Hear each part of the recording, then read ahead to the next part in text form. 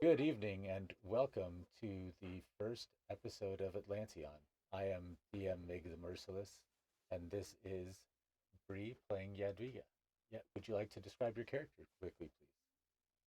Yadwiga is a gnome assassin, and what she lacks in height, she makes up for in any kind of backstabbing that she would like to do. Lovely backstabbing. Gotta love backstabbing. Very well. Love the back. We are set in the setting of Atlanteon, with, and we are currently located in the in the in just north of the Salt Lands, here in the city Solaire, the the stronghold of elves,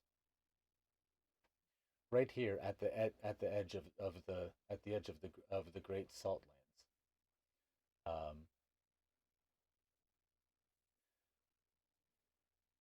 Yadviga has been graciously accepted at the university in Solaire, and after having assisted in the defeat of a Yuan-Ti chronomancer, after many adventures before that as well. So Yadviga is currently it's a bright fall afternoon, when you awake, after you finally decide to go to sleep in in the Markale apartment at the which is located just above the study. So it's the professor's quarters. Um, that they have a guest bedroom that is given to you. So you wake up. It's elvish architecture. The tall arched windows, heavy with drapes, are holding the light back when you wake up in a bed that is much too large for you, but somehow it's kind of comforting. The room is draped in tasteful fabrics. Your clothes have been laundered, your weapons have been sharpened, and all of your possessions are there as you when you wake up. I'm going to go ahead and take a look to see if there's anything that I could write with Yes. around me. Yes. Any writing implements that you normally carry are with you. There's also a fine writing desk with several different colors of ink, uh, and several different types of pens and styli. There are even a few clay cakes. I'm just going to, Yadwiga won't care. I'm just going to grab whatever I can, writing utensil, and just write on a note. Um, Going on an adventure. Don't wait up. And then I'm going to sign Y. And then I'm going to, before I step out of the room, I want to go ahead and make sure that I don't hear any noises. I don't hear anyone around Roll so I can me sneak away. roll me a perception check. Oh, 19. Nice. So you listen at the door. Your finely trained assassin ears, and you hear footfalls reverberating through the wood from what you would estimate would be probably 3 floors away, if you were underground. Um, however, you're not really sure what the difference between solid wood and the stone that you're used to would be. Um, so, Okay. but it sounds distant. It's not directly outside. You know what it would sound like if it were just outside the door. It doesn't sound like there's anyone out Okay. So I'm going to quickly and very quietly grab all of my gear, put everything on so that as soon as I leave the room, I am not leaving anything behind. And then I'm going to quietly open the door and locate Billy's door. Excellent. You locate you go down, you take a few steps down the hallway, and you find Villy's room. The door is slightly ajar, as if she had left it there, going out and intending to return soon. Okay. Well, I'll fasten uh this the note onto her door if there's anything for me to put it on. Hmm. Um, and then I'll leave the apartment afterwards. Excellent. As you're leaving, you hear a couple of voices from the library. But it just sounds like, like everyday speech. It's by Seamus and his wife. Um, But it's in I'm the gonna op go ahead. they're in the opposite direction from the front door. Okay. I'm gonna go ahead and keep walking and making my way toward the front door. Okay. You exit easily and find the main stairwell, carved out of the living wood, that spirals down to the floor, down to the hilltop, that the tree grows out of. It's a giant oak tree with huge spreading branches, that is on one hilltop, and directly across from it is another hilltop, at the top of which is the Temple of Solaire, that where which you remember well. Although now it's brand new. It look Well, not brand new. It looks old, but it looks like it's been kept in repair over 1,000 years. Um, Th- This is the temple that um Sephora was trapped in. correct, Okay. correct. And Sephora is here. Mm, No, no, Sephora is not here. Uh, in in her place is Villy's mother. Villy's mother okay. is now has the job that Sephora had. Okay. Okay. But Sephora herself is not here because Sephora was human. Okay. And if you recall, all the humans disappeared. Yes. Okay. All the humans had disappeared from this time. Yes, from this world. Okay. Because if you, oh, that's right. You weren't part of Wild Beyond the Witchlight. So you didn't get that piece of information, which is fine. Something that you'll come to find out when you join the rest of the party, if it comes up and they tell you about Okay. Okay. I was like, wait, that's not in my notes, but that's okay. Um, so I'm gonna go ahead and try to find. So I haven't made my way to the workshop yet, right? This is not. it. Correct. I have to.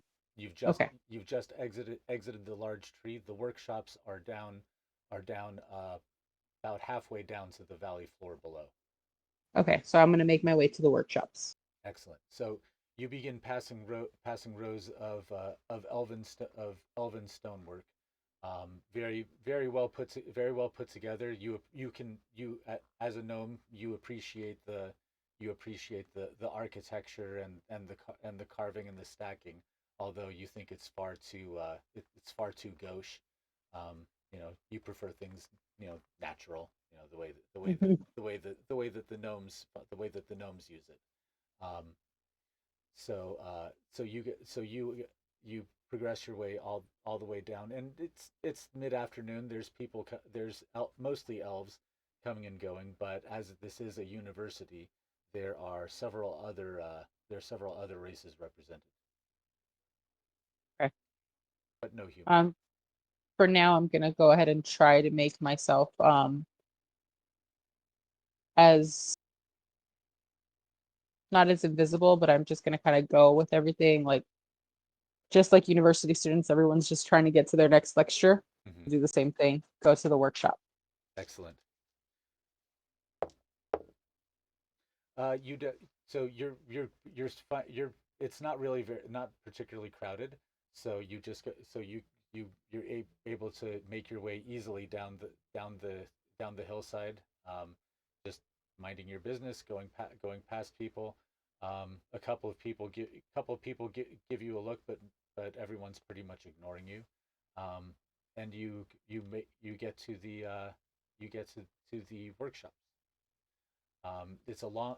There are a couple of kind of terraced buildings that almost seem to appear out of the hillside, like kind of like the kind of like a right angle of worked stone emerging from the long slope of the hillside.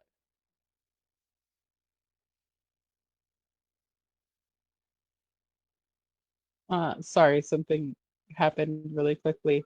No worries. Everything okay?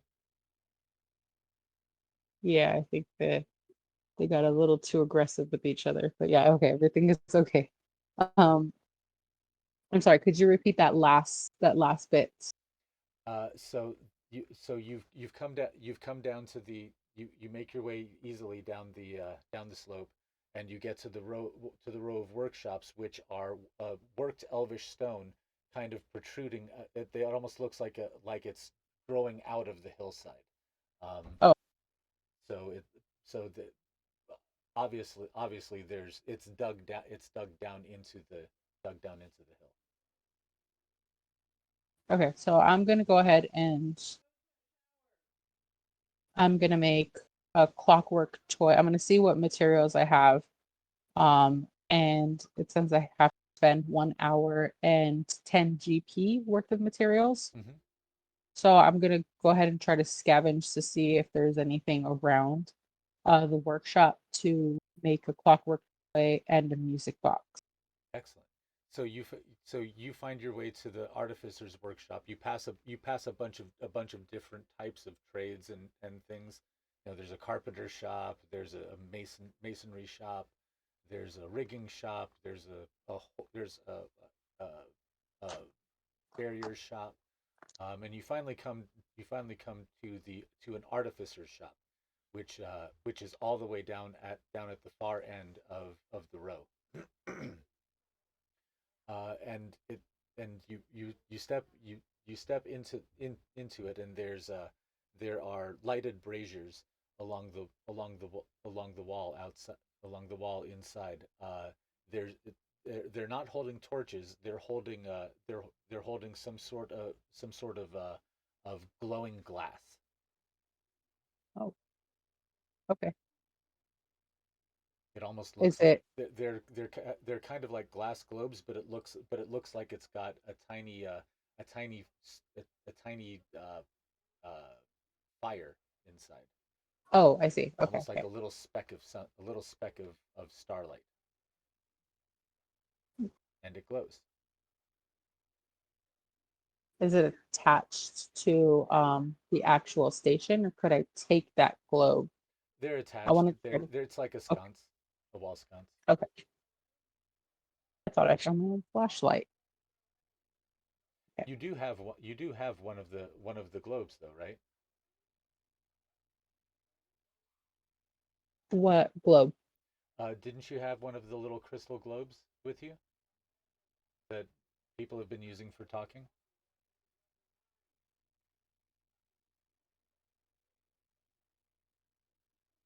I don't I thought that you had picked one up off of one of the guards in Asala. I thought you let had looted one at least. You it's okay. They're pretty common. I mean, they're kind of ubiquitous like cell phones. So, oh, if I did, I didn't note it, so I don't think okay. Well, then you don't have one. I don't So have yeah, one. I mean, you actually haven't seen technology like this didn't exist back in your version of reality, Okay. in your home version of reality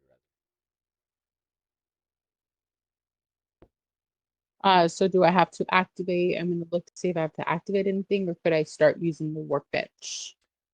This is kind of an anteroom.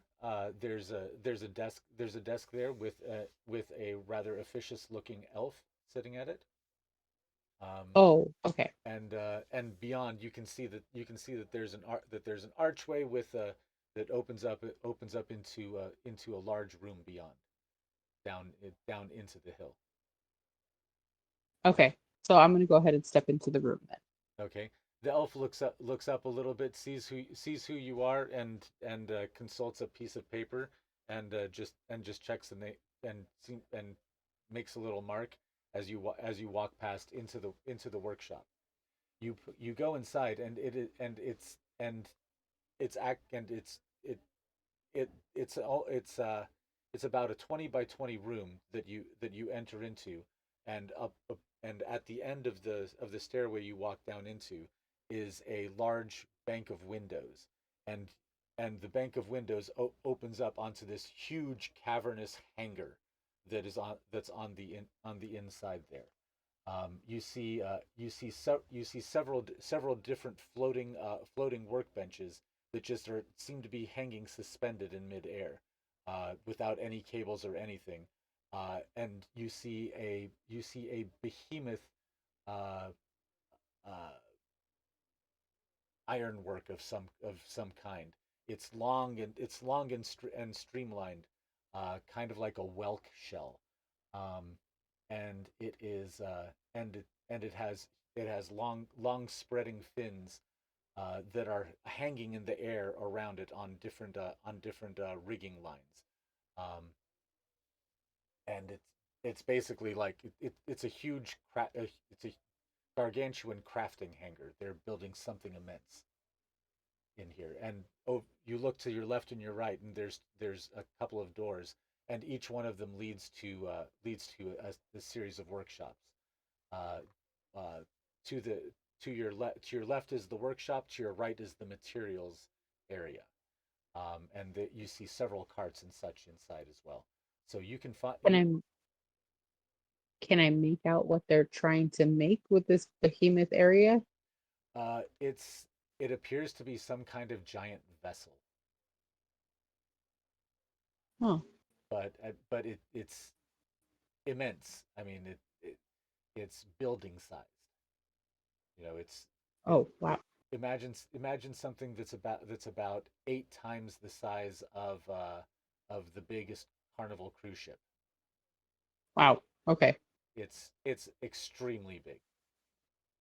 So I'm gonna step to the materials and kind of scavenge through that. Also keeping in mind to grab any additional materials for me to make my dragon claw into some kind of weapon as well, like a dagger. Okay, So take as much materials as I can for the two tinker boxes and then the hopefully to fasten the dragon claw. and you are carrying all of this in a bag of holding. Um They I'm have gonna carts and stuff for carry you to carry it around like around with you, but I'm yeah. just curious because you're talking about taking a lot of extra scrap and stuff like that. I just only It's want a to lot of stuff to carry. I only want to carry it into the cart and then make make them there Okay, and then see what I have room for. okay, But I don't I have I have the little bag that Phaedra gave me, but okay. maybe I should try to find a store to get a bag of holding. How would I get a bag of holding Uh, at a university? you would probably be able to make one here, but Okay, well you'd then need someone to enchant it though, because right. that's a magical creation. But it's still something that an artificer could make. Okay, then I will grab extra materials to also try to form a bag of holding. Cool. Um, so the materials are readily available. Roll me a what kind of check do we want to make this? Because you're gonna need some sort of you're gonna need some sort of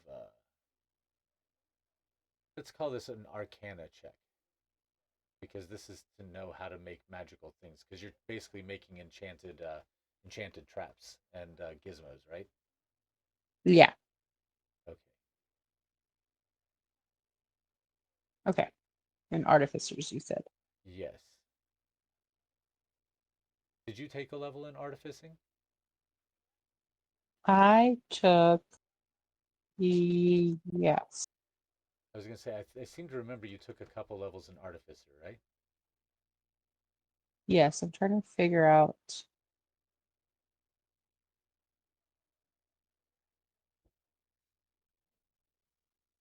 I'm trying to figure out what the difference is for what category would that fall under? Crafting. Is Because that I what you have mean, it or on here.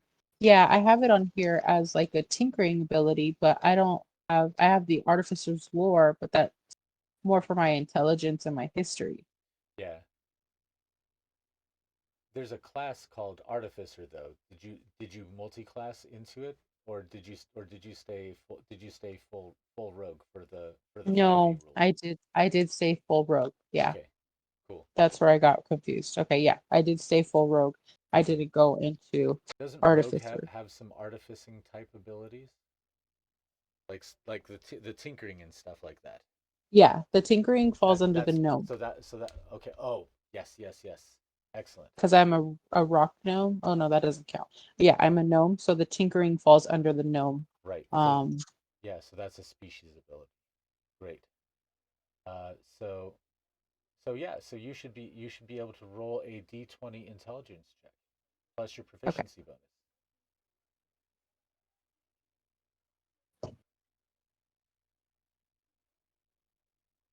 12 is what I rolled.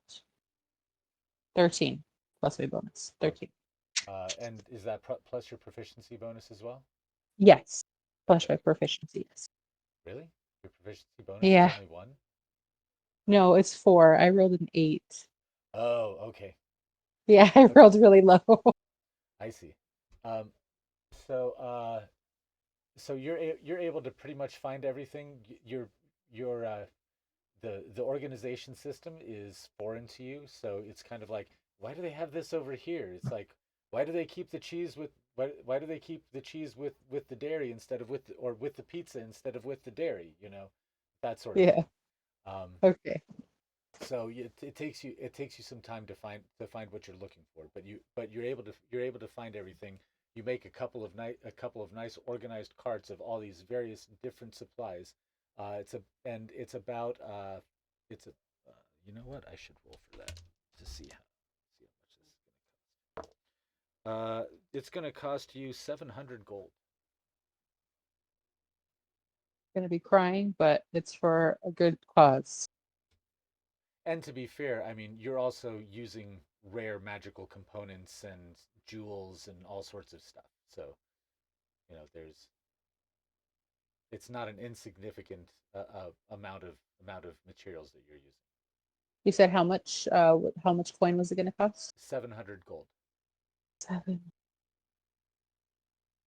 I'm gonna be very, very, very much feeling it, but also remind me to You can look in also the you can wanted also ad. you can also trade in like if you have any like loot jewels or anything that you want to sell, you can trade those in instead, because those can be used as components. So you can Okay, actually, if you want to quote unquote sell some stuff out of your bag of holding, this would be a great place, especially to unload up some of the jewelry or any extra stuff that you don't think you're going to want.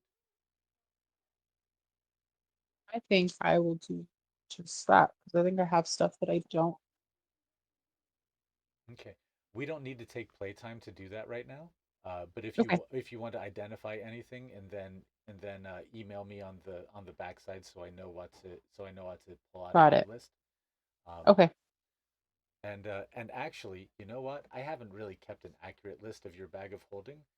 If I could get a copy of what's in it, to just to remind myself what you have, because you've got a lot of stuff from the other world and the other campaign, which is going to be extremely valuable in the new campaign. Yeah, I have a couple of things on me. I think the majority of the stuff stayed with Carl.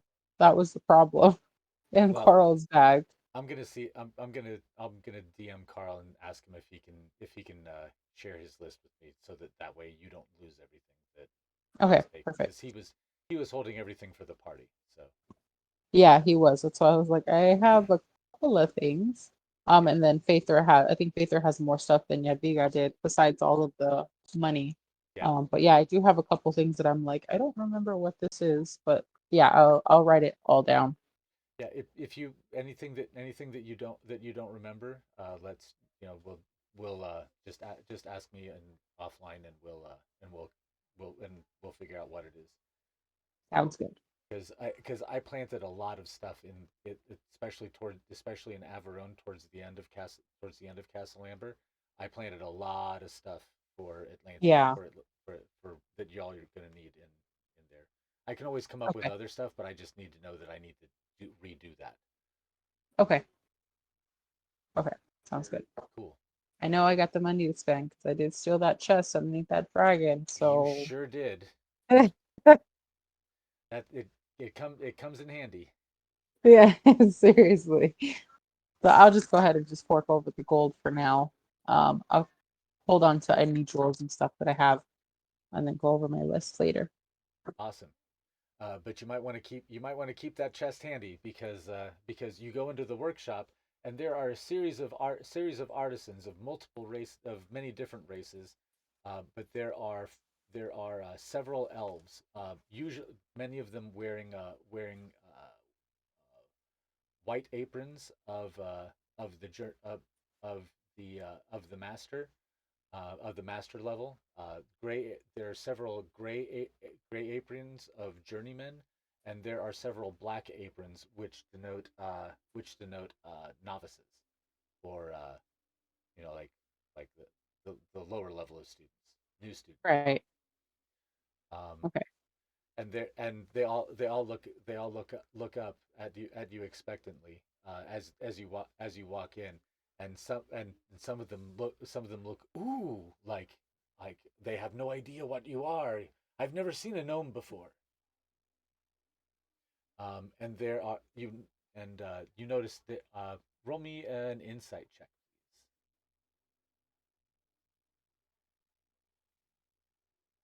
I rolled an 11. please. Awesome. There's also a group of students sitting at the back of the room, that as once they notice the other ones, uh, the other students taking notice, they they come to join the others, slowly, um, but you just kind of barely see them off in the distance. So, um, but there's other people in the room who are coming. But it seems like, there are several levels of classes of learners here. Um, one of the elvish masters turns to you and says, "Ah, mistress, we were informed by Professor Markeo that you would be coming by. We stand ready to assist you. What may we do for you? It is an honor to have you among us." Well, this is a nice change of pace. Thank you for having me. Thank you for allowing me to use this workshop and helpers. Oh, helpers. Many helpers. We are eager to see what you we are eager to see what you would make. One of your Because many crafters of crafters of your civilization very have they never come and visit us. So wonderful to have you among us. Well, thank you. Thank you for the invitation, for the Roll a kind perception check. or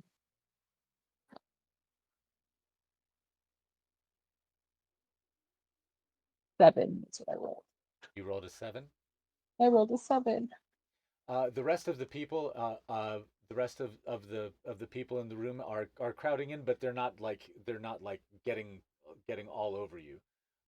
But they're giving you plenty of breathing room. But they're like, oh, what she got in her cart? They're checking to see what you're bringing. Okay. Um, I'll just keep with the pleasantries, thanking, and make my way to whatever cart that the master elf is like kind of guiding me towards. He has there are several work tables, and he points you to an empty to a large empty space that's right in front of you that actually even has steps up going to a nice flat area, and he shows you a he hands you a control, which is a it's a kind of like a glass rectangle with many different buttons on it, and it allows you to control the table, so you can change the shape. You can lift it up a little bit if you want to, if you want to be able to work on something standing up. It'll shoot up little plinths to hold something up so you can get under it. It does all sorts of gyrations. And this is technology that I am not familiar with, correct? No, this is elvish technology that Okay. you may have seen somewhere before, but you've never seen. But you you because of your artificing background, you understand intrinsically how it works and what does it. But it's still, it's like seeing how someone else does things. Yadwiga is gonna ride this high of being like held on this like pedestal right now. So I'm gonna look to one of the gray aprons and say, helper number one, just kind of offer out and say, I need this table to be adjusted to my height and specifications. Anticipate my move if you are to learn from a master, and then hand it over to them. He looks at it. Yes, ma'am. Yes, ma'am. Immediately, and he be, and and he begins. He's a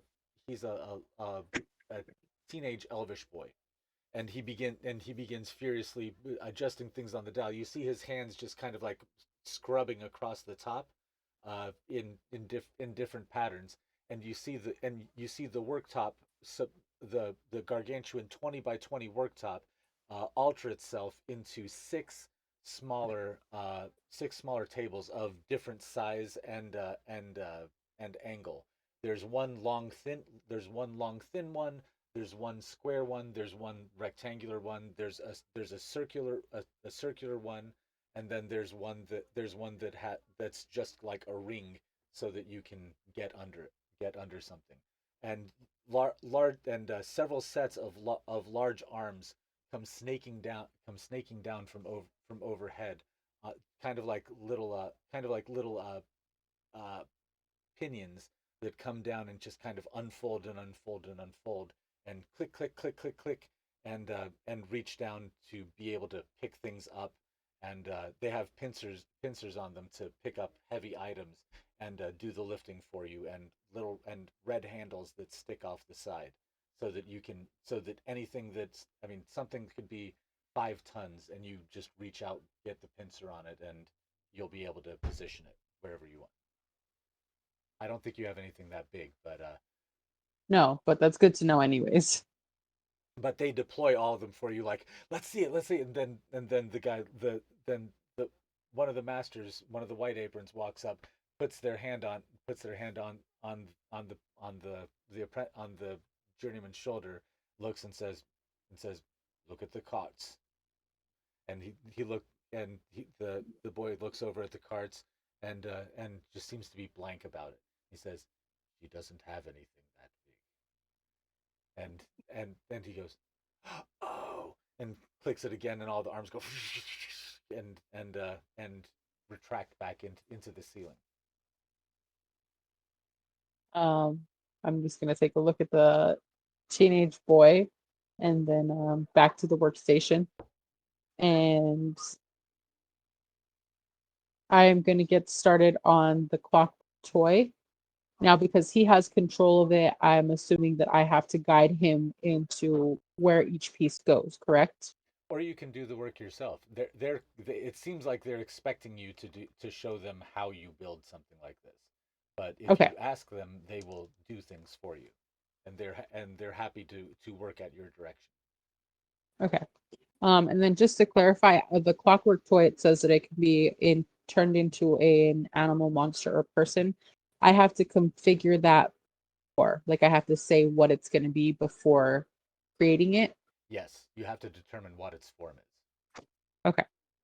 Like Vili has alabaster, which is a which is a wolf spirit that takes a physical form. Okay. But she doesn't know that yet, so don't tell her. Oops, did I Okay. give something away? Oh, then I'm going to do a bird. The clockwork toy is going to be formed into a bird. Okay. So that's the mechanical device that I'm going to work Do toward. you want it to be able to change into different birds, or do you want it to be Yes. one bird? No, I want it to be able to transition into different birds. The smallest bird being, A canary. let's say, yeah, the canary. So And it'll then, have a canary size. It'll have a dove a pigeon size. It'll have an owl size, and it'll have an eagle size, and then a perfect. condor size. You never know when you're going to need that condor. Well, yeah, the condor size is going to be more like a great eagle type of thing than a condor, Okay. though. Actually, no. Let's keep it a condor. So Okay. the eagle size. So the fighter size will be the second from the largest. The heavy transport will be the largest size. So that'll Okay. be like the large slow one, like a condor. Then you've got a powerful fighter and hunter, which is the eagle. Uh, Maybe we should put like a chicken size in the middle, which is flightless. So I think, because I'm trying to think in my head how big a pigeon to an owl is. Um, and then a chicken. That'd be funny. That'd be really funny. That'd be the comical aspect of Yeah. it. Well, the cool thing is going to be how it works because it works by all this unfolding stuff, and it is going to take around per size change to uh, to have it change. So Okay. just be aware of that limitation. So Okay. if you decide you want to unfold it from a canary to a condor, it's going to take it 5 rounds to do so, which is Oh, I see. incredibly Okay. fast if you think about it. But Right. So you're essentially saying like one level up is one round. yes, Okay. But the initial portion of it would be one round. So if I automatically went to Condor, would it would still be the same? Like it would have to go through those transitions? no, it'll maintain its size until you change it. Perfect. Okay. But that way you can get it down to canary size to like stick it in your pocket if you need to. Okay. Paul's gonna get jealous. Yeah, poor Paul. Paul is with Faithra right now, so Paul does not know anything right now. Oh, Paul is with Phaethra. Yes. Oh, because I thought that we had that when Phaethra disappeared, you found Paul looking for Phaethra. Oh, did I? I thought that's what we Oh, did, but we don't have to do that. Paul can be with Phaethra, and you can have and you can have mechanical bird. That's fine too. I just want to be able to keep track of it. yes, Paul was with Faithra. Okay, so Paul's with Faith. Poor Faith. Yes. Poor Paul. Yeah, poor Paul. Because he only stayed with Yadwiga to get the assassin training. And Yadwiga was Ah, kind of like, like he was more Faithra's companion yeah. after Yeah, poor Dviga didn't Wendy. want to. Wasn't sure she wanted to train the monkey to kill because She was when you not have a sure. killer monkey, that's just scary. You never know what to expect. I could be next. Yep. Roll me some roll. We need to make some crafting checks. Okay. Uh, how what does it say what you roll for a crafting check in the gnomish abilities? No, it just says that I use my artisan's tools, that it only takes an hour to create each thing that I'm constructing. Really Yes. amazing. The tiny clockwork device adds AC 5 and 1 HP. Okay, awesome.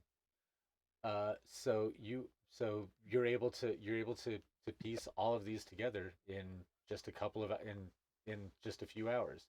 So so you begin going. So here's the clockwork bird, and you put it together, and they all watch, fascinated, as you do so. Um, and then and so you put that aside. Do you activate it immediately, or do you let it just sit there while you work on the next I'm gonna let it sit there thing? Okay, so while I work on the next you let thing. it sit there, and you can see all the black aprons looking at it like hungrily, like they want to be the ones. They all want to be the ones to turn this thing on. And you begin piecing the next thing together, which is Music the box. music box. Tell me about the music So this music box, I want it to be.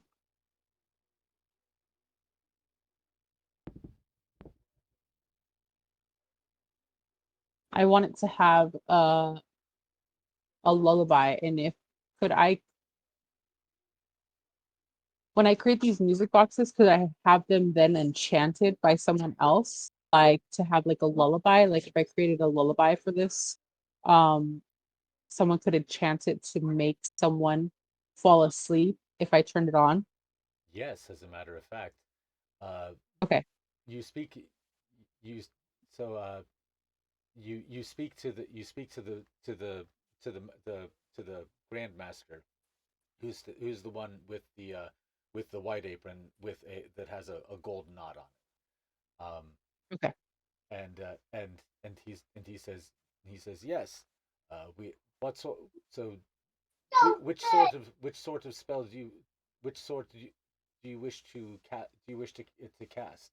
Do you wish to cast it as a song, as an enchantment, as a as an area effect, as a drain on the creature's key energy? I would like to have an enchantment over a radius. You hear one of the there there is a dwarvish a dwarvish girl wearing a gray apron goes yes and kind of jumps in place and then oh sorry um and she raises her hand and says I'm good with enchantments. I can do exactly what you told. I did it to I did it to him just the other day, and she points to an orc a goblin boy standing right next right in a black robe, standing right next to her, who's looking at her angrily, and you see the tips of his green ears are turning red. Um, I'm gonna look to her and say, "Tell me about this enchantment that you have done." she she she rushes up to you quickly and said and pulls out a wand and begins to cast a spell, pulling out a tiny little bit of amethyst dust that she uses, and then and uh, and and at the last second turns at the little goblin boy and blows it at her, and it spreads out in front of her, and the goblin boy goes and then and then you see him conjure a quick gust of air to blow all the stuff away from his face. The others are also clustered all around, so it bursts on all of them too, and they all start coughing, and they're all waving their arms back and forth. Uh, the uh, the dwarvish girl says, "Oh, it didn't work, but it's it certainly could work if I was a little bit stronger. Here, I can show you how it's done." And she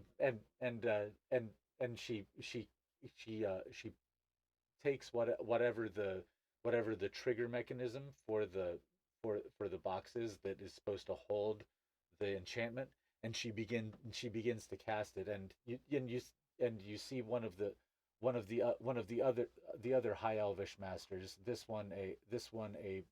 A tall this one a an extremely tall woman with completely just black skin and long white hair comes over and begins to say, no, you're doing the thing again.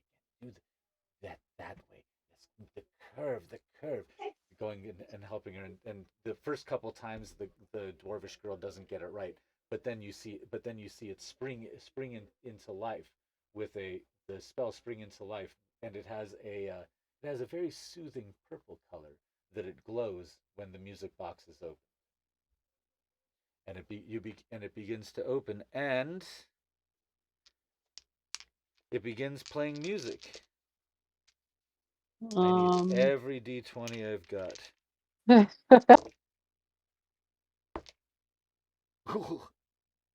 now the bad mechanism is, The does this thing Grandmaster affect falls me? asleep and collapses Oh, in a heap to the floor. Uh, Amazingly enough, and all of the journeymen do. Amazingly enough, none of the novices do, and and the other grandmasters do not. But the great grandmaster just falls asleep, and so do all the middle classmen. now the music box, I'm trying to get familiar with it. Is that since it's a radius effect, does it also affect the people in my party? Yes, it affects everyone but you. I could work with that. I think I'll stick with it for right That's the now. limitation. Sorry, Yeah, it's a that's a, powerful item. I gotta yeah, put I I could, gotta put some restriction on it. yeah, I know. Sorry to And then modify that. no, that's okay. I just want to make sure that way when I'm popping this out, I can like already know ahead of time that Yeah. everyone is going to go to sleep. Well, this is going Uh, to be kind of like the A team, where BA Baracus is like, "Did you knock me out again? Did you not drug me?" It's gonna that's it'll work. it'll work. Yeah, Yeah. it'll work. And then I was reading more on the tinkering ability, Hmm. and the device functions only after 24 hours, and then I have to spend an hour repairing it after that hour. So that's the limitation for these It it devices. has to be it requires charges. Okay. So It can how it can hold 3 charges, but it requires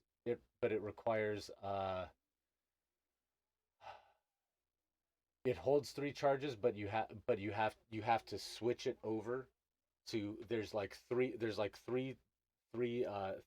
like three tiny glass beads in it that each have enough power for 1 charge. Um, okay. and so you have to recharge those three, and it also it has a heavy copper bolt that has to be physically changed to be able to access each one, which takes uh, we'll say it takes 1, 2, 3, 4 rounds. To take out to exchange? Takes 4 rounds to change out, Okay. And and what's that the and element that's we're if good? that's it. That's 4 rounds of you doing nothing else but working on this thing. Right. Um, so what elements are we using to be able to charge this? You remember how during Castle Amber I would say you find a place where you can recharge your magical items. Oh, okay, okay, It's going to be like that. Any sort of like connections to an elemental plane will charge items aligned with that plane, or anything that's parallel to it, but not anything opposing it. So like okay. a water item could not be charged by a fire source, but it could be Right. charged Okay. by any other. Um, in addition, there are other places that are just kind of like pure magical energy, like Tessa's spellfire. If Hmm. when Tessa if Tessa's spellfire goes off in a wave around her, she will automatically recharge all magical items in her vicinity. She Okay. doesn't know that though, so don't tell her. No, Tess, okay, I won't say. you're not allowed to know that. Don't meta. Okay.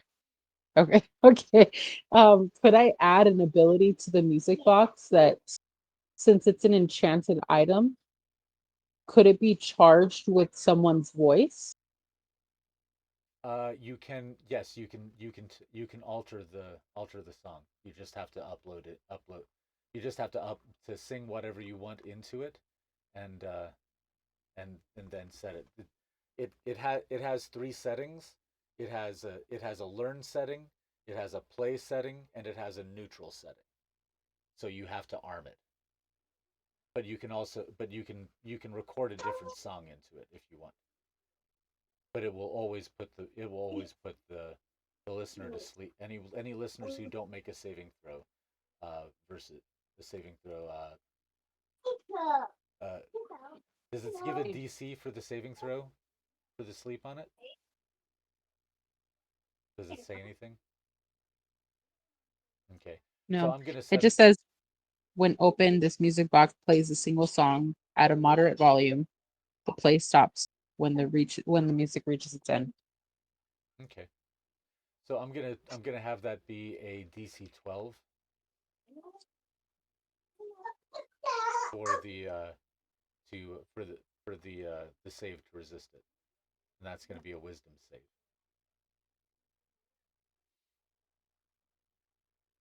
You said the three settings were learn, play, and what was the third? Learn, play, and neutral, so that way you can open it up without it putting trying to put everyone to sleep, which is a very useful setting to have in a trap. Yeah, very useful.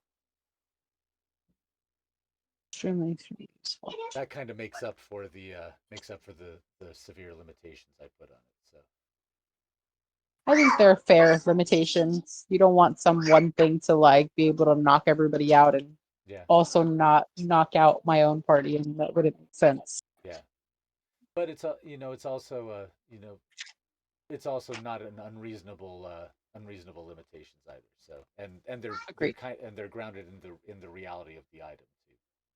Yeah. So I think it's fair. Um, just for like a reference onto what this little music box will look like. It looks very similar to it's just a round silver music box that is no bigger than the palm of my hand. So Yadviga's palm hand would be a little smaller anyways. Wow. So against elf size, it's gonna be like that. It's gonna be like that big.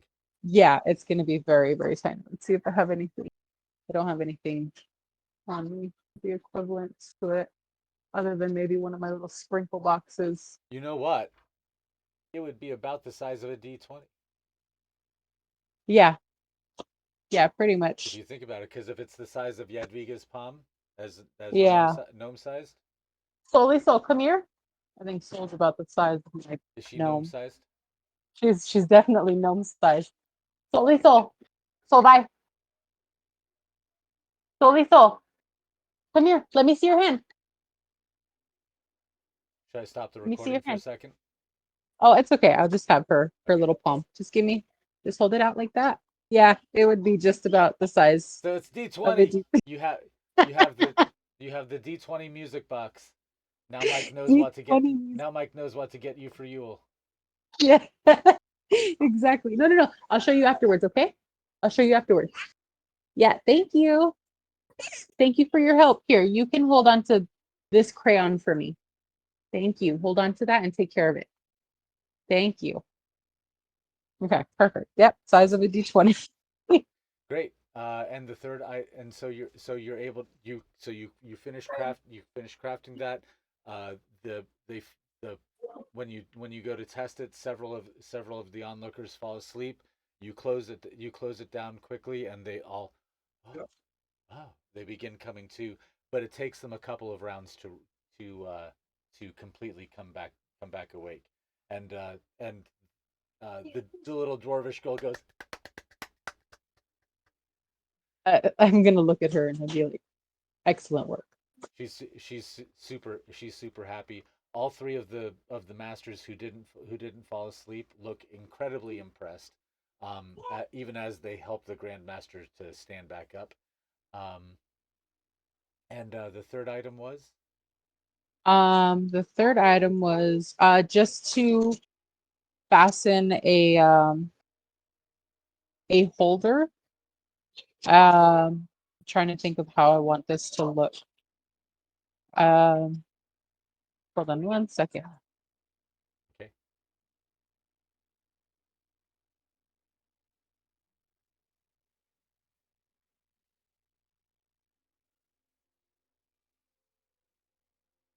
Two, two. Sorry, they're playing. I'm not sure what they're playing.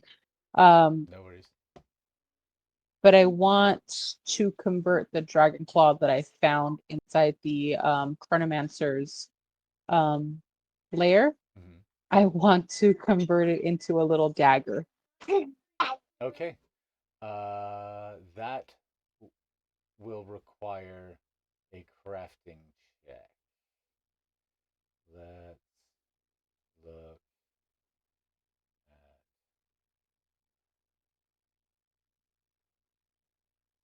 So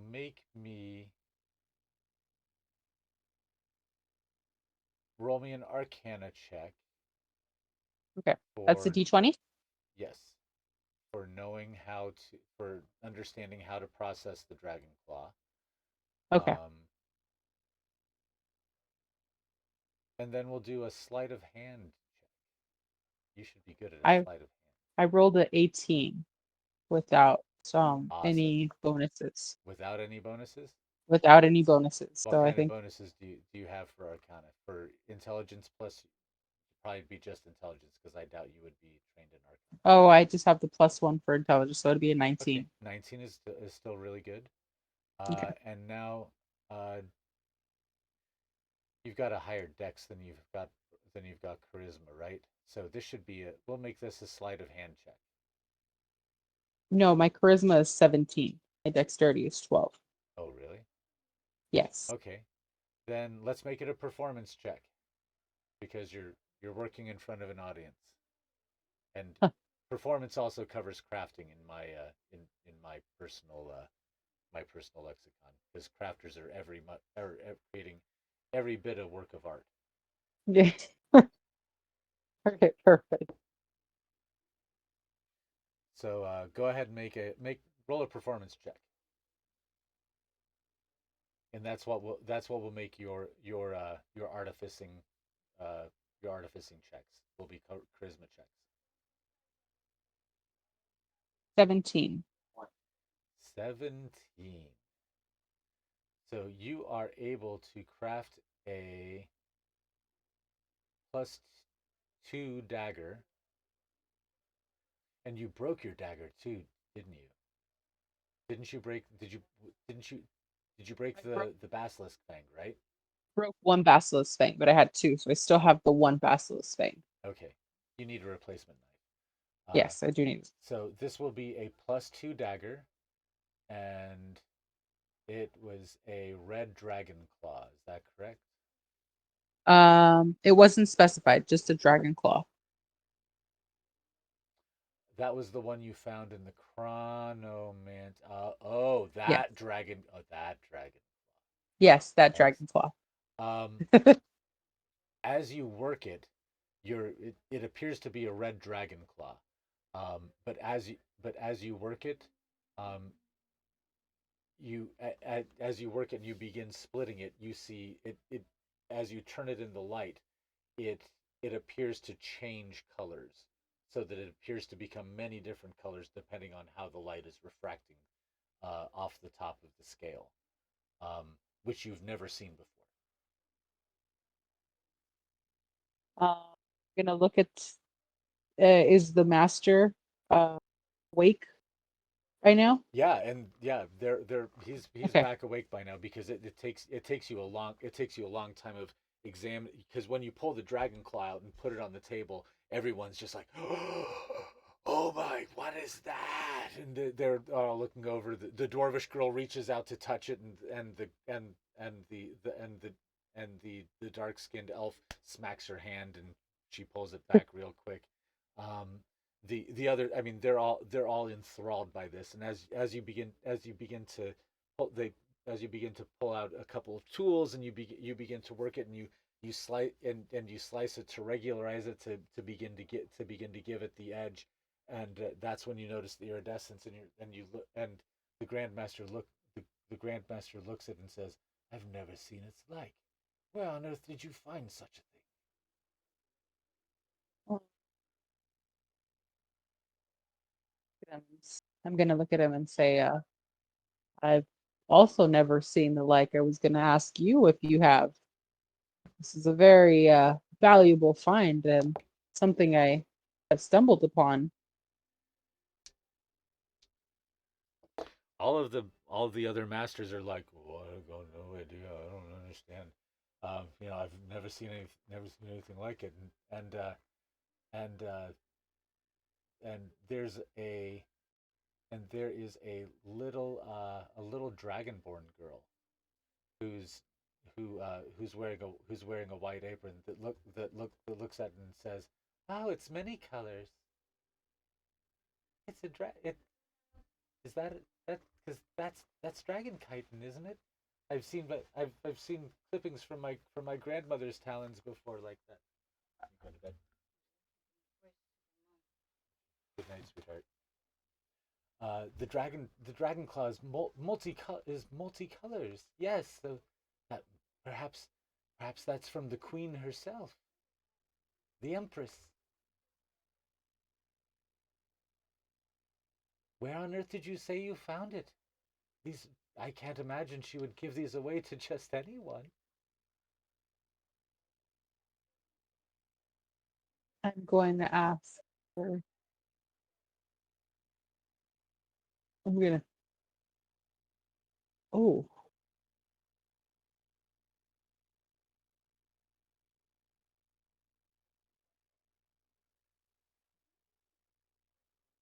they know she did not give this to me. As I said, I stumbled upon it on my finds, on my travels. I thought it was just something that I would be able to turn into a dagger. I didn't think it was of obviously a great value like this.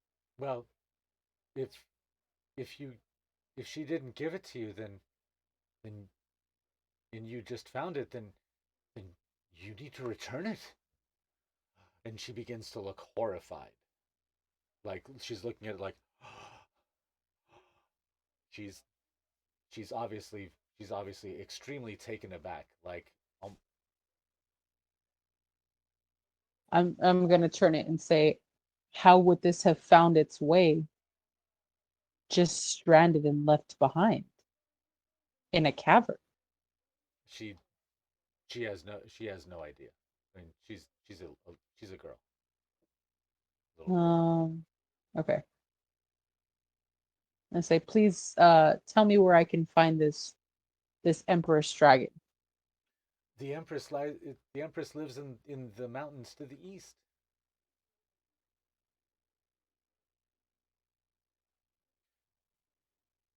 and you would know that since you are currently, if you look on the map, uh, you are currently in Solaire here. The mountains to the east are right over here, and as a citizen of the world, you would know that the empress of the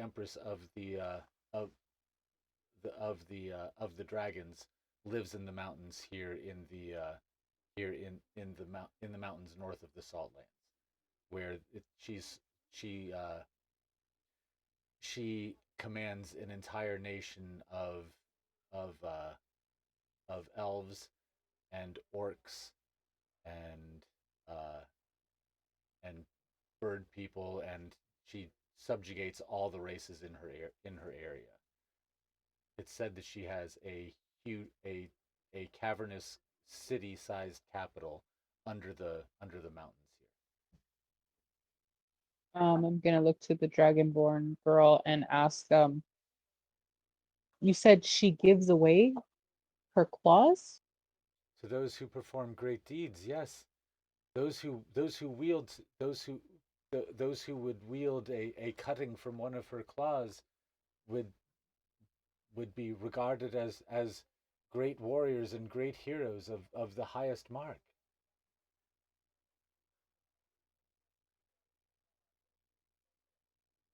Such Okay. a thing would not be given up lightly, and they are jealously guarded by the acolytes that tend her.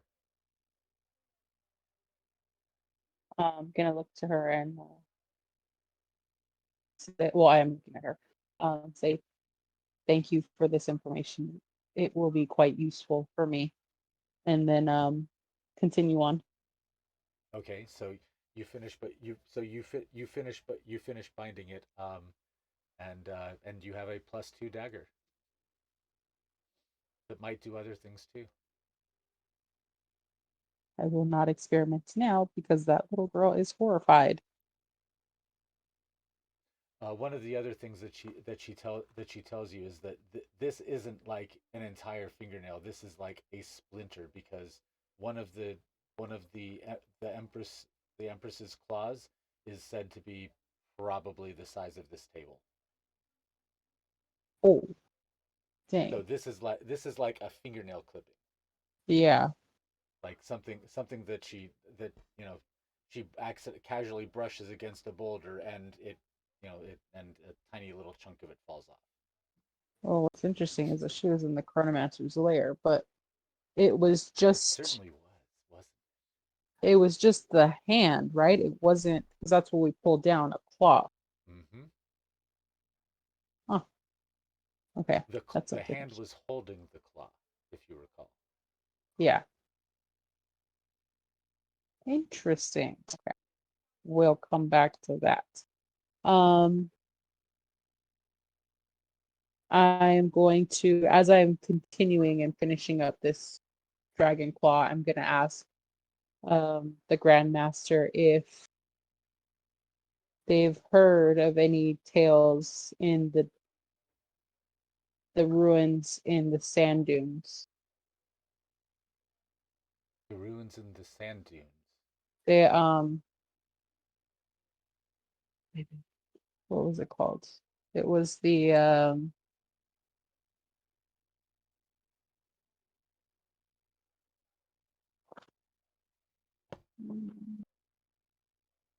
They weren't there. They don't know. They can't help you with this. oh, I'm such a mean dungeon master for making you remember things. let me see.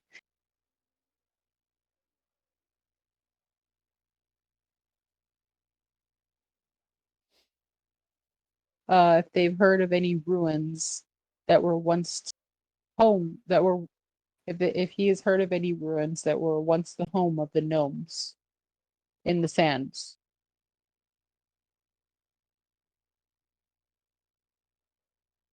And who are you asking of this? The Grandmaster.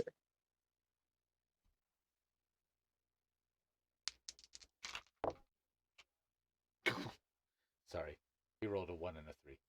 Um, he he says that could be anywhere. There are deserts all across the planet, but there, you know, there. I imagine you know the three major gnomish nations. So, of course, gnomes could be anywhere that there were deserts. They're not too far away. There's there are deserts. There are deserts near what I imagine must be your homeland on the eastern continent, from your complexion and your stature. And there are gnomes that live in the great in the mountains on the great Southland, the southern continent, and there are gnomes that live in the. Pardon me for a moment while I pull up my spreadsheet because I am too stupid to be able to recall such facts immediately. Um, there are there are of course also gnomes in the far east, the far western the islands bordering the Great Ocean, Nipa Ninawa. is the other great gnomish city. And of course, gnomes live everywhere, have colonies in all the free cities of Atlan and Tyon and Pure Song. How about I ask a more specific question? Have you heard of an Octavius 2? Octavius Twelve. Octavius Well, Twelve was the was was said to be the legendary emperor of the gnomes just to the north here, in Cordelier. But that kingdom was ruined many eons ago. Nothing remains. Many have journeyed to those ruins, but but no one ever finds anything. There's nothing but empty ruins so if there are empty ruins, they have been able to access the ruins, just not discover anything of importance. left. Oh yes, they were looted millennia ago. Interesting. Well, I thank you for your time. Thank you for your demonstration. Please come back anytime, and I would love to give you a professorship. The masterworks you've made here in front of us are incredible. You must be a great artificer of a great artificer of your civilization. I'm just gonna gloat, absorb the praise. Be like, yeah, very well done for your students as well. And then point at the little girl who enchanted my music box and say, she is one to look out for. I think she has a great future ahead of her. And then continue on. She beams brightly. Plus one momentum point for the party.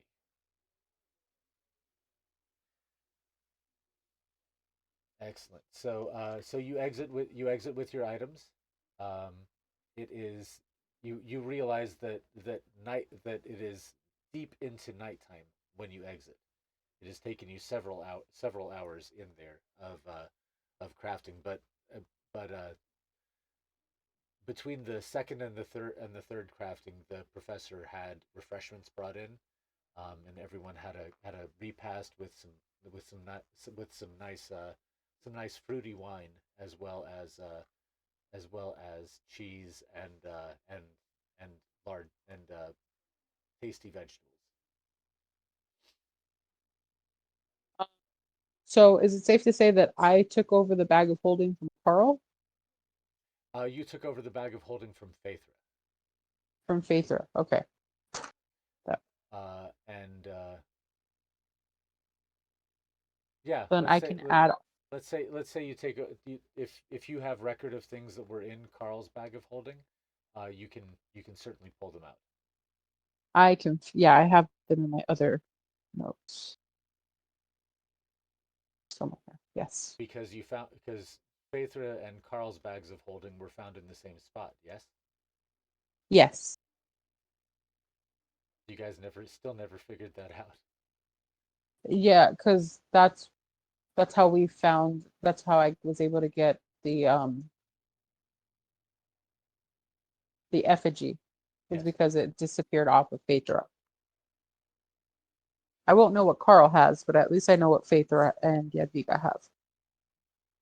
the bags of holding were paired. They went to the same. They went to this. They were different ends of the same vessel of holding. Oh, It was so they were there so that they were there so that like an amber could journey away from the estate and have things that they needed put into the thing for them to be able to pull out. oh, I see. Okay. So it was basically like bags of holding that what opened into the same bag. Oh, I see. Okay, okay, okay. That makes sense now. Okay. I had the idea off of like in WoW or EverQuest, you have the shared bank that you can go to any bank anywhere and pull any item out that you want, even though you Oh, put it in somewhere else. Yeah, that's okay. That makes sense. Okay. it was that kind of that kind of concept. But Right. Oh, that works. we'll, we'll figure out we'll figure out where who has Carl's bag because Okay. because right now Johnny has it. Cool. Yeah, thank you. Okay. So You might have to it's go dark. find Johnny Yeah, at some point seriously. at some point. We're gonna have to go, I assume, rescue him from whatever deep slumber he's in right now. Most likely. So it's nighttime. Yadviga does well at night. So I'm gonna continue on my quest and leave the university grounds. Okay. Where are you headed to? Um, I would like to head, I forgot exactly where, but I want to go in the direction of those ruins. The nearby Gnomish ruins. Yes, the nearby Gnomish ruins. Okay. If you recall, you during Castle Amber, you did go down into the city, and you found a thriving gnomish civilization that was based off of clockworks, that Yes, clockworks that were built around disembodied gnome heads. that's where we ran into Octavius Yes, Prime, correct? correct. Okay. Yes, Okay. that's where I would like to venture to first. Okay. So And this is the mountains, right? The Great Southlands? correct. Okay.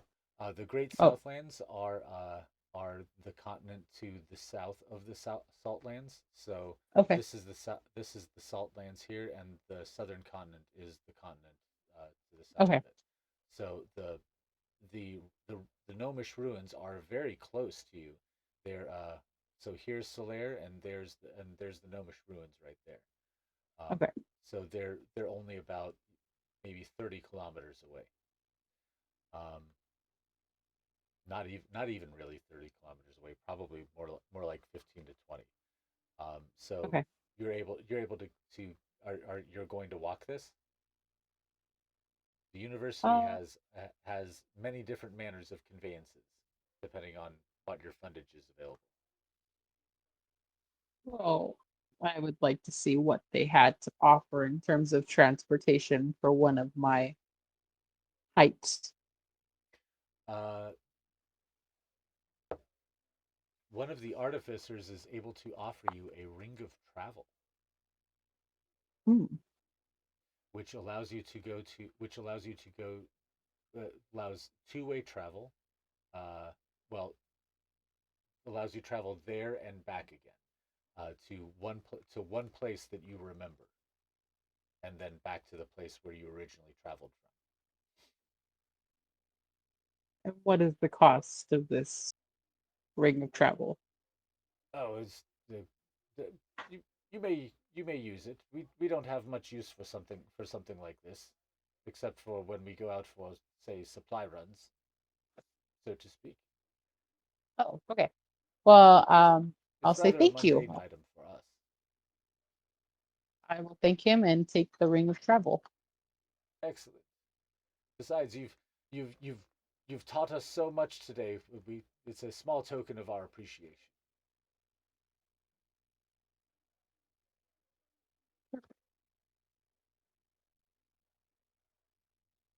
So it's anywhere that I can think of, Yes, correct? Or anywhere I can remember. anywhere you So, think of, and then back again.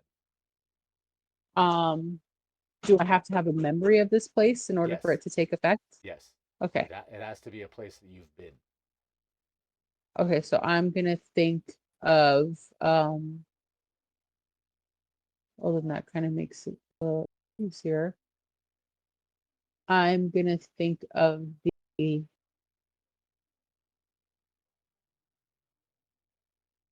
I'm gonna think of the lair that Octavius Prime took us into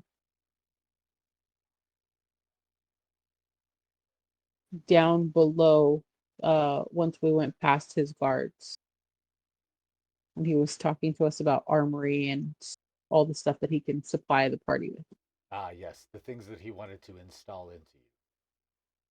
Yes, Yes. yes. So you think so?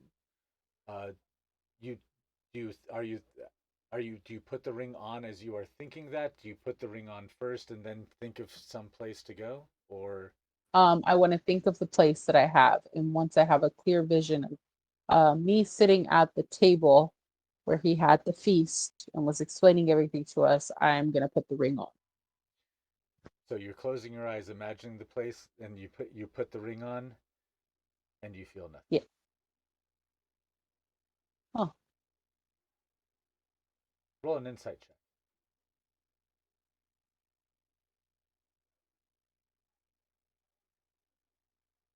15. The air smells a little different, mustier. You open your eyes. Yes. You are in the banquet room where you were where Octavius took you, but instead it is extremely dark here. Only with your dark vision are you able to see anything around here. Uh, and everything is just about the same temperature, it's so you're only able to with your even with your dark vision, you're only able to make out shapes in the darkness.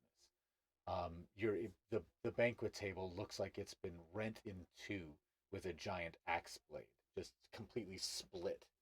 Um, the walls are ruined and have been and some sort of graffiti has been carved into the walls around it. Um, the there are there are discarded suits of armor everywhere that look like they've been just beaten and rent apart. Um, and you see gnomish bones all over the place.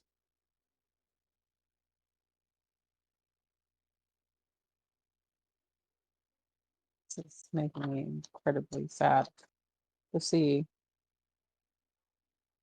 all of this that was once at the top, at the very prime of our existence, and now it's like a discarded temple, all the graffiti. So that means that they were raiding it, just as they had said.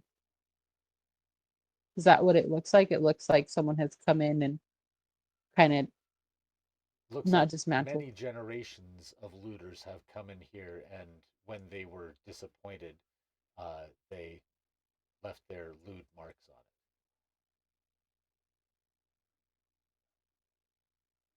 I am going to try to find. Um, I'm going to remember where there was lanterns fixed onto the walls Mm-hmm. or those glowing devices. You remember there are lanterns, gnomish lanterns, affixed to the walls. Most of them have been pulled down, but you find one or two intact. Do you wish to Ding. activate? Yes, I wish to activate one. They activate pretty easily and begin casting a meager glow. They've obviously been sitting here discharged for some time, so they only put out a very weak, feeble light. It only extends like maybe 5 foot radius. There, I have a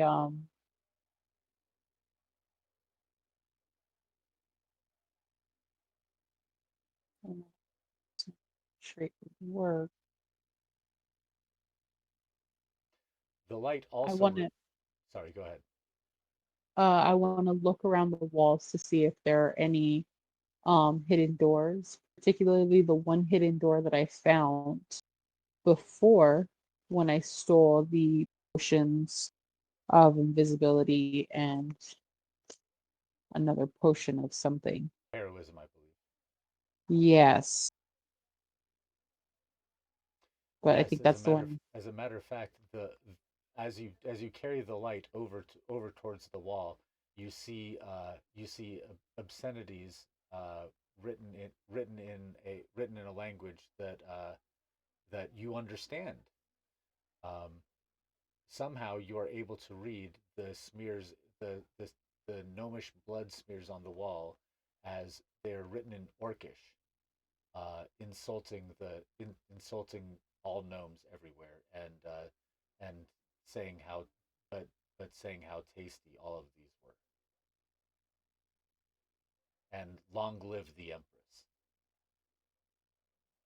The Empress, it says. Yes, Oh. I'm gonna start to look um more around to see what other words and writings I can identify. you also find the secret door. It's it is it's been pulled off of its hinges and is lying askew across the room. Um, and and and the inside has been completely looted. Pardon me for a moment.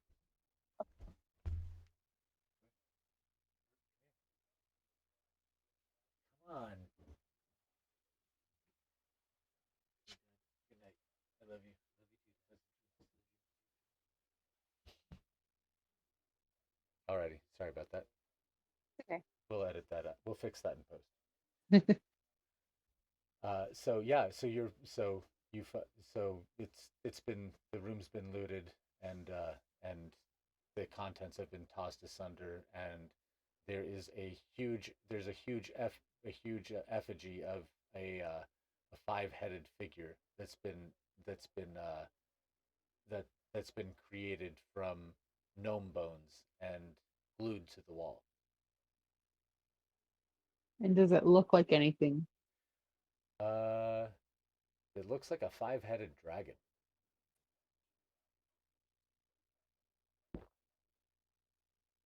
Hmm. Um, from my memory, Octavius Prime took us down into an area using, I believe it was like a conveyor, like elevator. Yes. Is that something I can still access from this point? Can I remember where he put those buttons to push to like Roll an bring us insight down? check. Let's see if you remember. Oh, I hope I remember. Oh no, I don't remember. Okay, Three. so you begin looking around, and but you don't find any access to a conveyor. You do find a set of doors that are on one edge of the room that open out into the large workspace beyond, that have been pulled off their hinges, and you look down and you can see them smashed against the ground far below. It looks like this might have been a spot where that car might have docked once, but it is not there. Okay. Can I use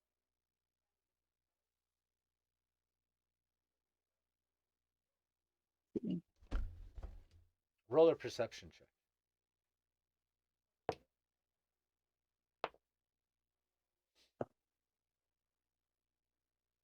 oh come on.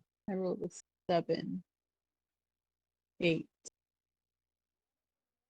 Wait, what's my perception? My perception is under intelligence, correct? Uh, perception.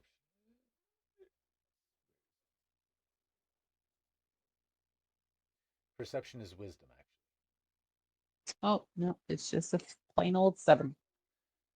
Okay. As you're looking around, I mean, you see that all the fixtures are rusted, so all of this damage happened a long time ago, Hmm. at least a Okay, couple hundred years. I want to make my way through the doors. Which doors? Do the doors Um, that have been fallen long, very far down to the ground below?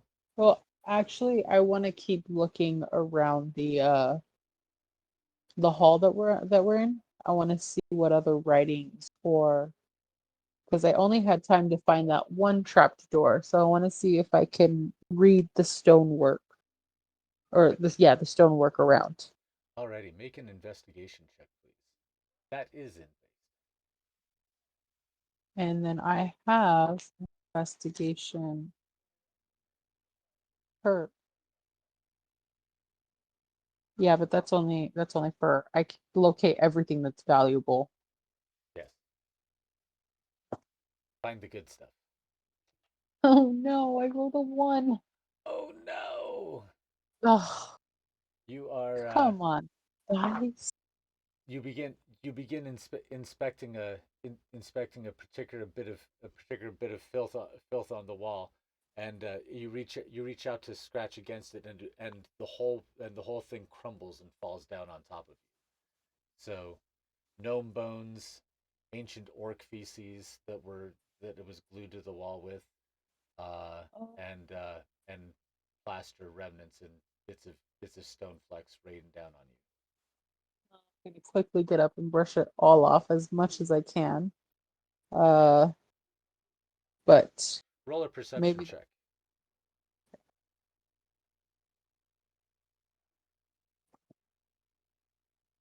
8. Yeah, the stuff is gross and nasty all over you. Yeah, and But you're brushing it off as best you can. You think you've got most of it off, but you certainly just like smell old, musty nastiness. this is so gross. It Yadwiga really is is. totally off her game now. I apologize. I apologize for putting you through that. um, okay, I'm gonna.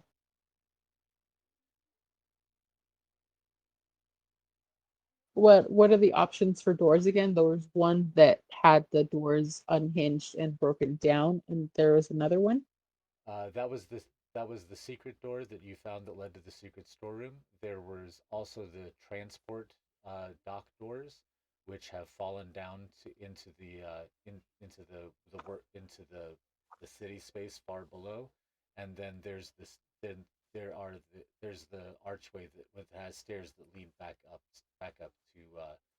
to the upper level. Let's go into the storeroom Okay, through the secret door. you go back into the storeroom. You're looking around. The effigy is still on the wall. The shelves have all been looted and broken. There's broken glass, and you can see puddles of what look to be evaporated stuff out on the floor. You see a couple of orcish skeletons as well in Do I see any weapons lying around the bodies? Yeah, you see an old rusty orcish sword and a rusty orcish hatchet. Couple bit some old moldered leather armor that's pretty much all rotted away for the most part. Leather boots. Do I see any other doors or pantry spaces inside this storeroom? Roll a perception, an investigation check.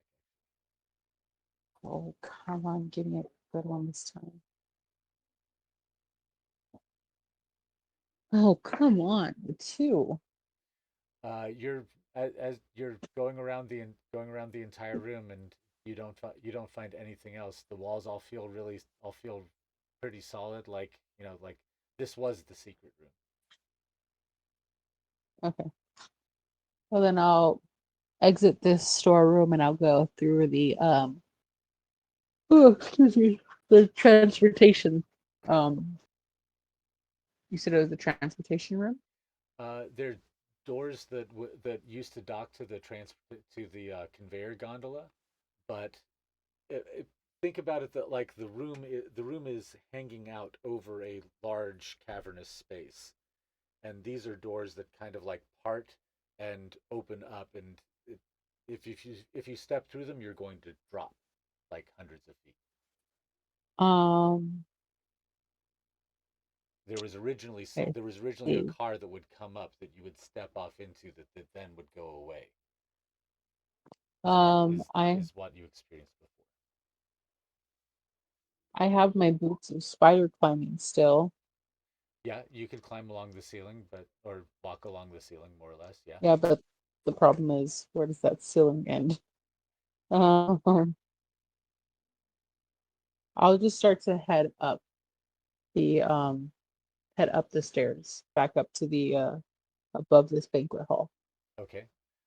You go back up. You go back up the stairs, and the stairs lead back up to coming up from directly behind the throne, the ancient emperor's throne, which before, if you remember, was a great big block. Was a great big block of obsidian, if I remember correctly. Um, I- that Okay. that now for the most part has been shattered, and there's just some jagged remains of the chair at the top where the clubs couldn't smash it, but there's now shards of obsidian lying all over the area as you emerge into the audience chamber. Okay. There's lots of large gaping open balconies along the walls that used to hold hundreds of cheering gnomes that were happy to their imperator dispense justice. But now they just kind of seem like empty eye sockets looking back at These are uh wait, I think I'm confused as to where we're at. This is the banquet hall that you're describing, or the you. stairs I'm going up? No, you've gone up the stairs into the audience chamber.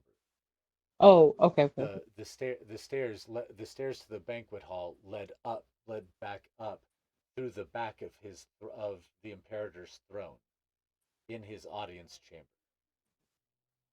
So this isn't, I don't think I remember this part. This was the first place where the great parade led to.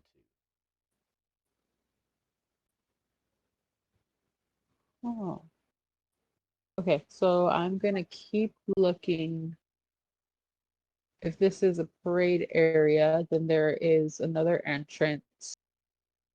This is a throne room. Hopefully, a throne room. Yeah, there's a throne in the middle of the room, and it's a huge bowl-shaped room that has like several galleries around it for art Oh, I see. for Okay. gnomes to be able to look down on the proceedings. And there's a large like a 20 foot tall entrance at one end of the room, which is where the parade that when they brought you to the imperator, that's where they brought the tunnel they brought you into, and then you saw him sitting on the giant throne. If you recall, Oh, you're right. these Okay, stairs okay. come up from the back, come up through the back Yes. of the throne, because he got off the throne and led you around the back of it, and then took you down into the Yeah, banquet okay. hall. I completely blocked this part out for some reason. You're going through the rooms in reverse order now of Okay, the way okay. you originally experienced So I'm gonna continue on past this throne room to the other set of stairs to make my way up to the next room. them. Okay, so you go through down the large tunnel entrance, which emerges onto the upper city floor, um, which if you recall was a long curved well Yes. that was built with structures and gantries going all the way across it, and then a central pillar that had several elevators in it. Um, Yes. That's what I remember. Okay. so you walk out to there, and it's completely dark. You see a you see a you actually no, you don't see anything. It's completely dark, but your 60 feet of dark vision shows that now what was once a the posh shopping mall outside the palace is now, it's been broken down. The facades are crumbling, and everything's moldering. A bit of dripping water as well. Make a perception check.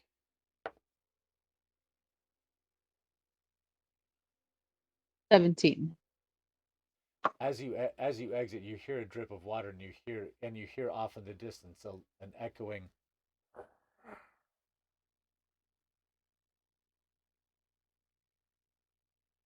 Could I make out what the sound was? Roll an insight check or nature or survival. 12. Oh my gosh.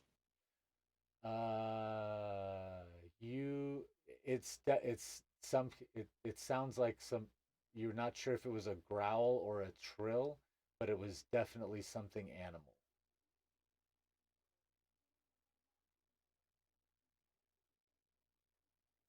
and did not sound non-predatory.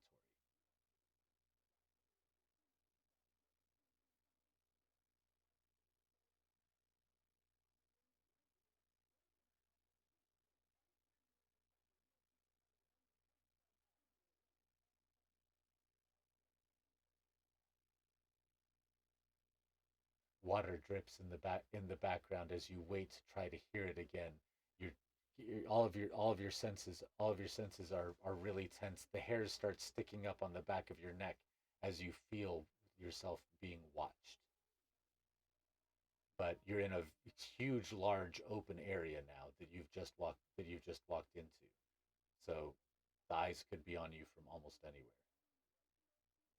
I'm going to go ahead and use the ring to travel back to the workshop.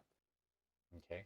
So you put the ring on and you think of returning to the place where you came before, and you close your eyes, and you notice a change in the air again. You smell a slight bit of ozone and extremely filtered air, very clean air. I'm going to open my eyes. You open your eyes and you are back in the workshop. It is dark. It is nighttime. The room is shuttered, but there are, like little work lights and exit signs and such. Okay. But it's closed. So I'm going to now think before I put the ring back on. I'm going to think of the memory where I was, um, I believe I was in like an open place in what looks like to be my home. Hmm. I'm trying to recall the memory.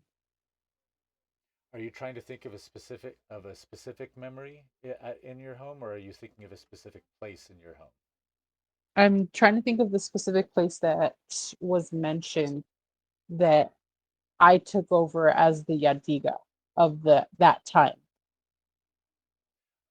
So your hometown. Yes, my hometown. Okay.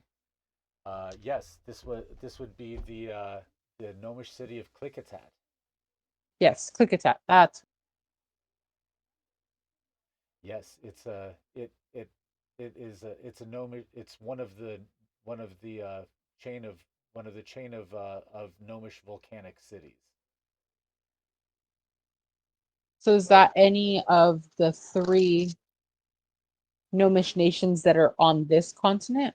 No, no, that's the gnomish Oh, nation that's on the northeastern continent, the far northeastern continent,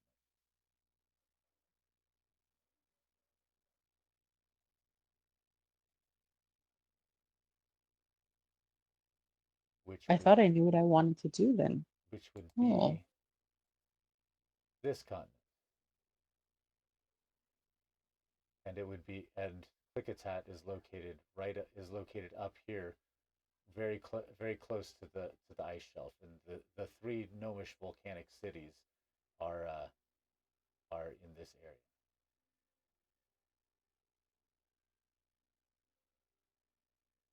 okay. I want to use. Basically, they correspond to Mount St. Helens, Mount Hood, and Mount Shasta.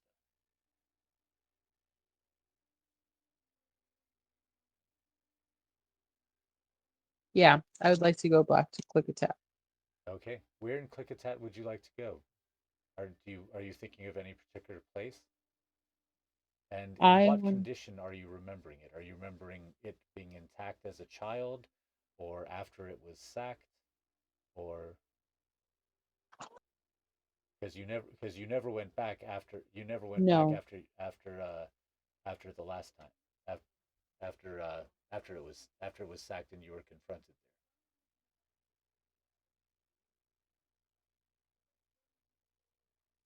but there's no telling whether that happened in this reality. I am thinking of the time where I was leaving Click Attach. So Ah, I was in the outskirts. you would I wasn't in. right. You would walk to the edge of the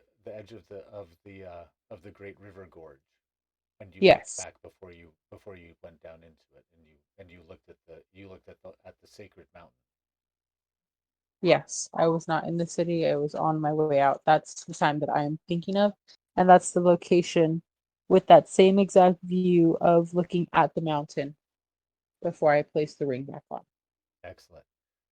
You you smell the smell of pine and and of early fall, and you feel a sudden rush of sunshine upon your face. I open my eyes. You open your eyes, and it is very late afternoon. Sun the early fall sun is beaming down upon you as you stand on the edge of a river gorge.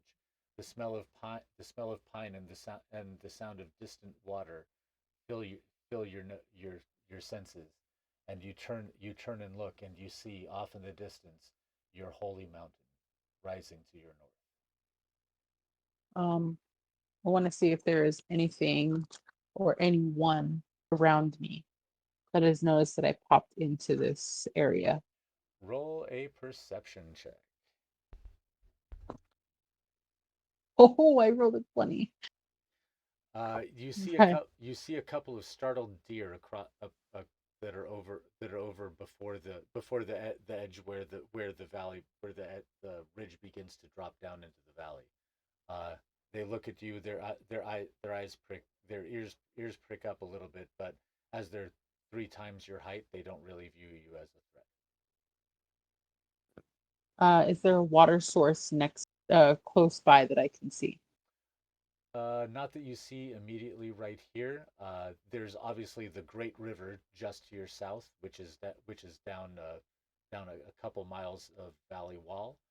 Um, you remember that in this spot there were a couple of streams that were probably about a half mile distant towards the mountain. Okay, I'm gonna make my way towards the streams, Just so to you know, wash off. you are about 20 kilometers away from the mountain right Yeah, that's okay. I now. want to Okay. wash off this lovely orc odor to make myself a little more invisible when I need to. You take some time and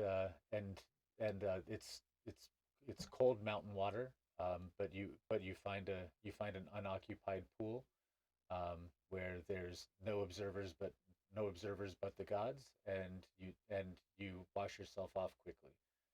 You get the effects of a short rest from taking some time to bathe and rest. Okay.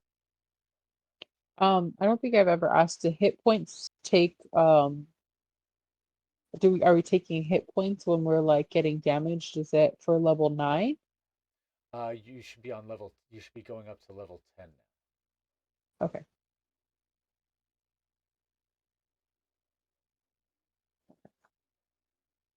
I think I have it on. Yeah, I have the right level on one. Yeah, and max hit points for the level. So, Okay. and make sure to add your Constitution bonus when you retotal it. What's the max hit points? So rogues get d6s if I remember correctly. I don't think they changed that for 5e. Yes, D6s. So, So it'd be 60 plus 10 times your Constitution bonus. okay.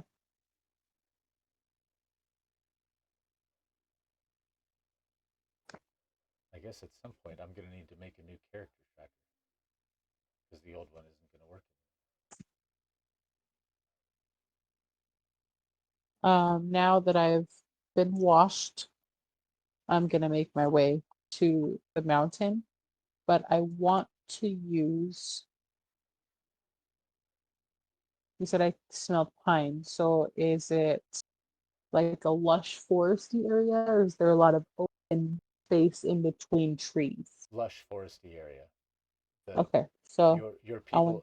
people always kept these forests very natural. The above ground was kept very natural because you wanted, yeah, because you wanted to to allow all the creatures to live and let live, and be as they originally were, without without erasing any of the fauna or anything like that. No impact on the surface. Your civilization is completely subterranean. Okay, I'm gonna use the tree lines to kind of mask where I'm going and try to stay as not invisible, but I want to kind of keep my level of invisibility high while traveling through the tree lines Okay. and As make my way. you make your way, you make your way about 3 or 4 kilometers, um, and as you're working your way back towards the mountains, you get start getting into the outer foothills, and you hear when you hear a tree branch crack above you, and you're "Ah!" and a and a camouflage wearing gnome falls out of the trees above you, and smacks down to the ground next to you, stuns himself Uh, too. I'm gonna ready my. Shit. I'm gonna ready my dragon claw Okay. and turn and face him. And I'm also gonna see what direction he's at and try to use the tree, but like a little bit of a barrier in between us. Okay. You're able to move quickly because he's fallen down to the ground. He's trying to like push himself back up, but it's obvious that he's hurt himself, and he does not appear to be much of a threat. Is there anyone else around that I can see in the tree lines? Roll me a perception check.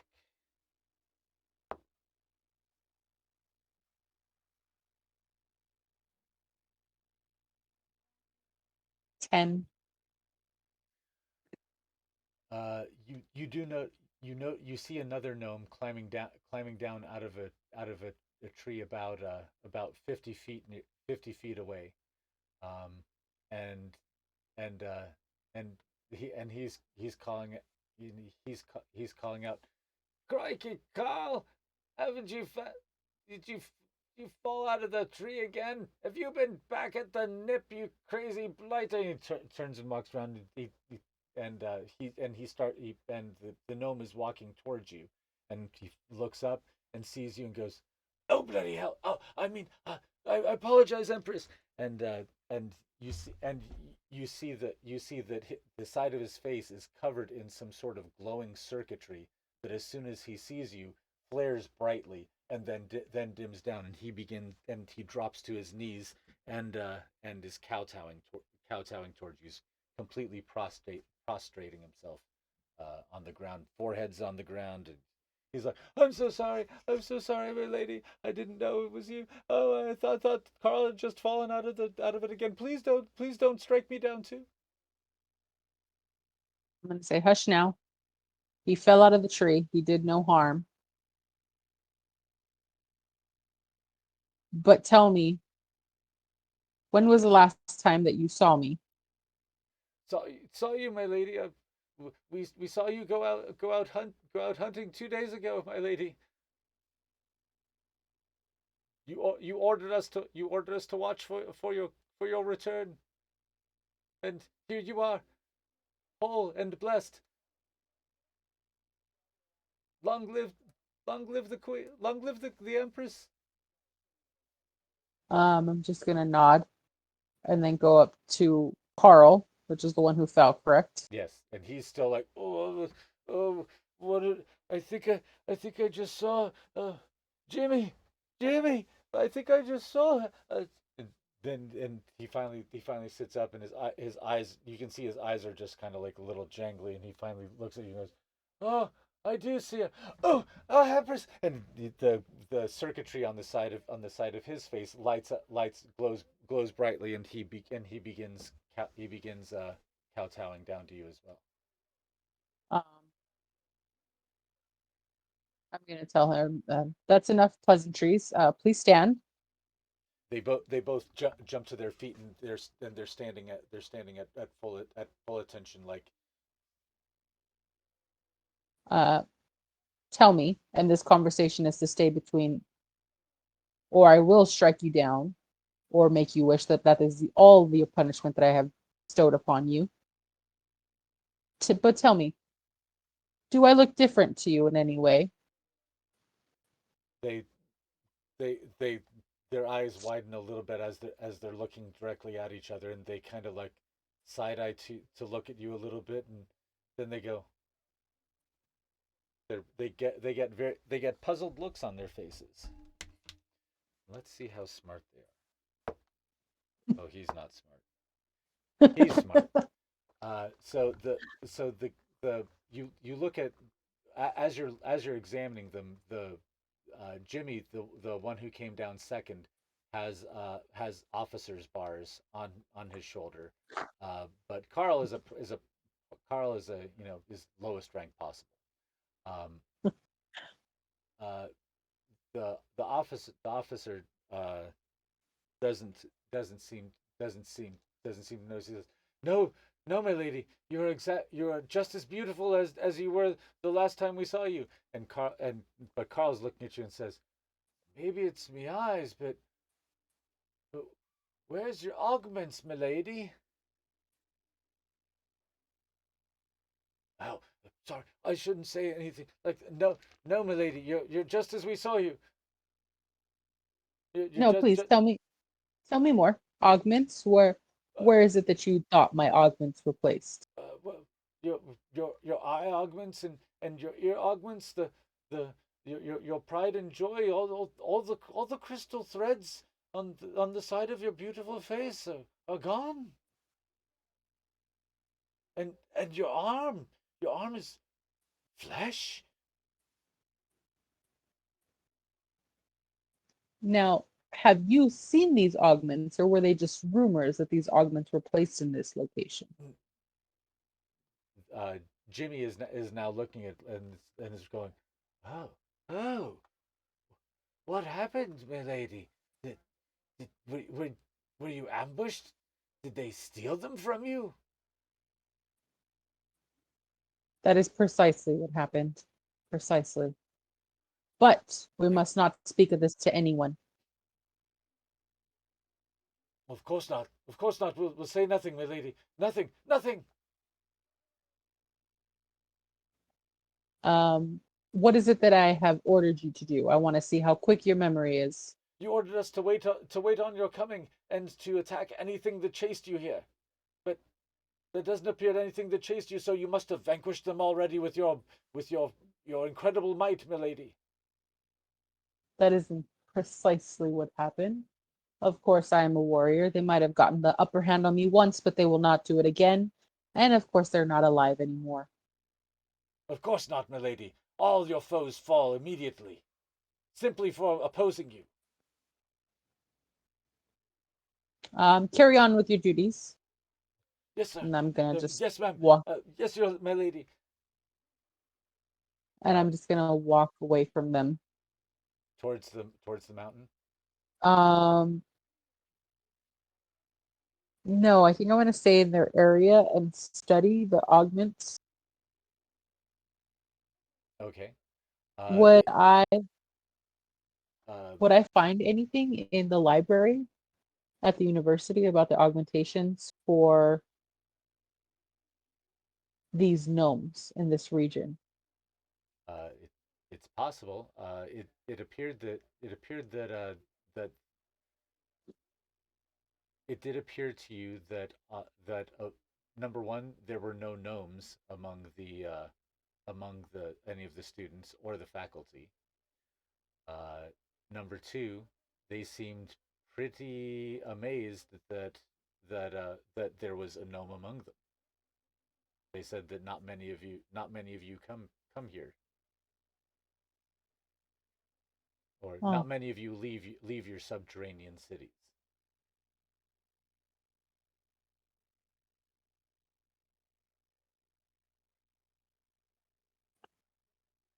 oh, what to do, what to do, what to do, what to do.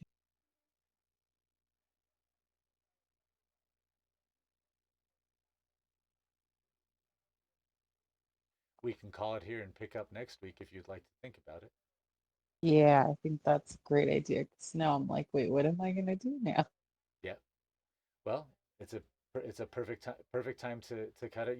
You're standing and as you watch the two of the as you watch the two gnomish sentries climb back up their trees after Jimmy renders Carl a little bit of basic first aid for the large lump that's swelling on his forehead. Um, they climb back up to their sentry positions and seem to blend back in. The crystal lines on the side of their face flare briefly, and they appear to meld into the tree. Oh, They disappear against it. are these augmentations very similar to what Octavius Prime had? They are similar, but seem to be more advanced. Huh. And we will and as you watch them climb, the sun begins setting over the pine forest the pine forest to the west, and night begins to fall, and we will call it